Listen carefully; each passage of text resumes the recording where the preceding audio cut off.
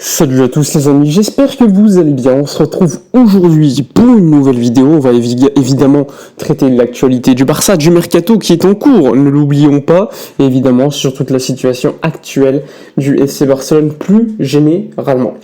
Juste avant, n'hésitez pas à follow, à vous abonner, à liker, commenter, partager.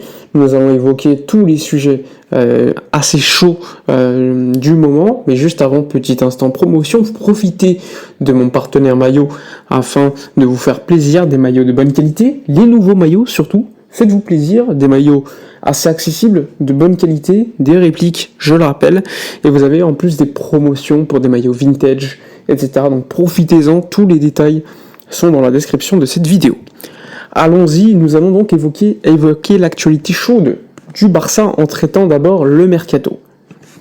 Comme d'habitude, vous le savez bien, c'est le sujet qui fait le plus parler, avec aujourd'hui une réunion prévue entre Deco, Leipzig, ainsi que les agents de Dani Olmo, puisque le Barça veut une bonne fois pour toutes conclure ce deal pour le joueur espagnol du Red Bull Leipzig. Donc ça va être pas très compliqué à mon avis à arriver à un accord, puisque le Barça est dans la capacité de pouvoir convaincre Leipzig qui en attend 60 millions d'euros, et en plus de cela, il commence à se renforcer évidemment pour le remplacer. Donc c'est pas une surprise puisque Leipzig est vendeur. Maintenant il faut trouver un accord quand même sur le prix, et toutes les parties sont favorables à un accord, donc ça devrait pas poser de problème. Sauf si Deco n'y arrive vraiment pas, que franchement, dans ce cas-là, on va dire que c'est un piètre négociateur. Normalement, ça devrait se faire, sachant que je tiens à le rappeler, le Barça, à la base, voulait Dani Olmo comme option complémentaire à Nico Williams, le joueur de l'Athletic Club, puisqu'il considère le club que Nico Williams est un profil complètement différent, ce qui est logique, puisque c'est plus un ailier, alors que Dani Olmo est beaucoup plus un joueur d'axe. Bon, le problème a été réglé puisque ce matin, Nico Williams est revenu à l'entraînement avec Bilbao. Attention, il s'est pas entraîné avec ses coéquipiers, mais il est revenu à la cité sportive de Bilbao avec une petite vidéo pour les fans en disant qu'il était très impatient de pouvoir recommencer la saison. Donc c'est un signe de plus qui met en avant le fait que Nico Williams ne bougera pas de l'Athletic Club. Bon, je vous avais fait une vidéo dernièrement en mettant en avant le pessimisme énorme qu'il y avait au club concernant la faisabilité d'un tel deal. Mais aujourd'hui, on se retrouve dans une situation où tu n'as plus d'ailier gauche sur le marché à un prix assez intéressant. Tu n'as pas de véritable planification sportive, je l'ai déjà dit, mais c'est une preuve de plus. Côté Atlético, par exemple, ils sont en train de faire Julian Alvarez, Javi Guerra potentiellement et Gallagher, ce qui est quand même assez énorme. Le Real s'est renforcé aussi, et le Barça, pour l'instant, le mercato, c'est pas au Victor. Avec tout le respect que j'ai pour lui, il y a une très bonne pré-saison qu'il a fait. Le mercato de l'année dernière, on dépense 3,5 millions d'euros. On fait venir Gundogan, certes, qui est la seule véritable, on va dire, le véritable ajout qu'on a fait l'année dernière, puisqu'Inigo Martinez, Oriol Romeu et d'autres n'ont pas eu un apport intéressant. Eh bien, le mercato, encore une fois, qu'on a eu, aujourd'hui, il n'y a personne à part Pau Victor qui est arrivé. On a fait venir Victor Roque en janvier, on lui fait pas confiance, il va peut-être partir.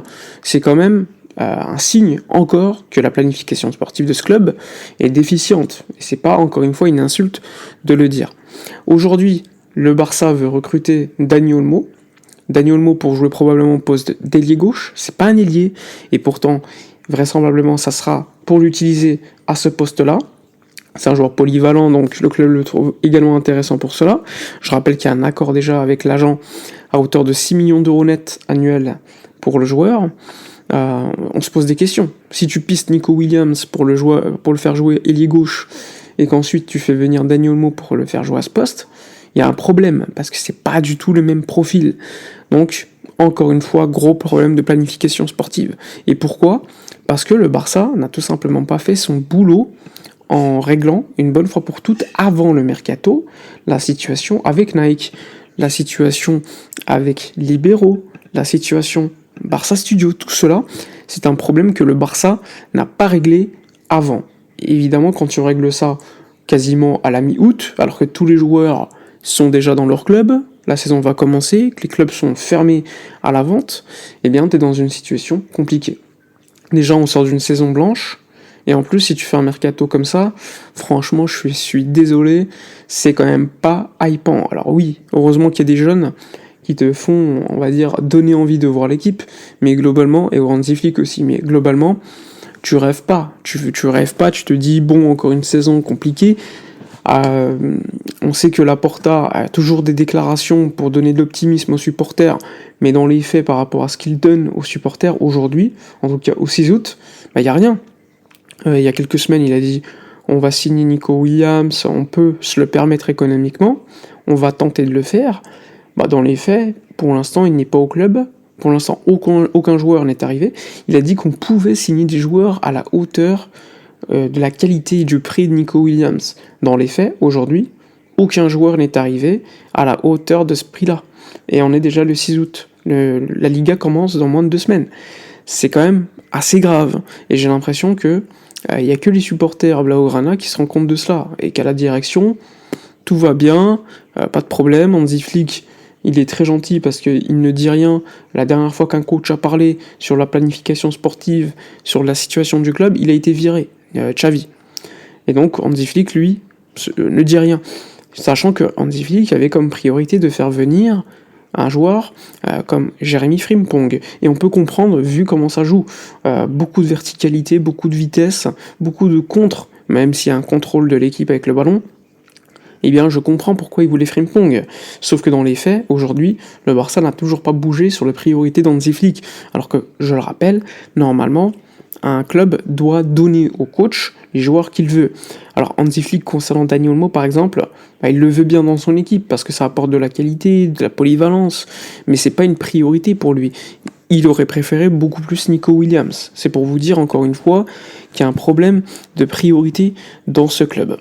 Bon, maintenant qu'on a évoqué le mercato, on va parler quand même de la situation plus globale. Il faut savoir que le Barça va jouer un dernier match de pré-saison contre l'AC Milan, sans Baldé, sans Pablo Torre, qui sont touchés physiquement. Attention, ils ne sont pas blessés, ils se sont entraînés en solitaire avec Thiago Alcantara. Donc il n'y a pas de blessure, mais ils ne joueront pas probablement ce match de pré-saison. Donc tu perds beaucoup de joueurs, ça risque quand même de devenir très très compliqué. Si en plus de cela, tes jeunes se blessent, on va jouer avec quel joueur ? Sinon, il y a eu le départ d'Oriol Romeu en prêt qui a été officialisé. Bon, je vous en avais parlé en vidéo auparavant, mais aujourd'hui, c'est officiel. Sinon, rien de plus. Voilà pour la vidéo de la journée. Comme d'habitude, donnez votre avis dans les commentaires. Likez, commentez, partagez. Moi, je vous dis à la prochaine. Et d'ici là, comme d'habitude, portez-vous bien.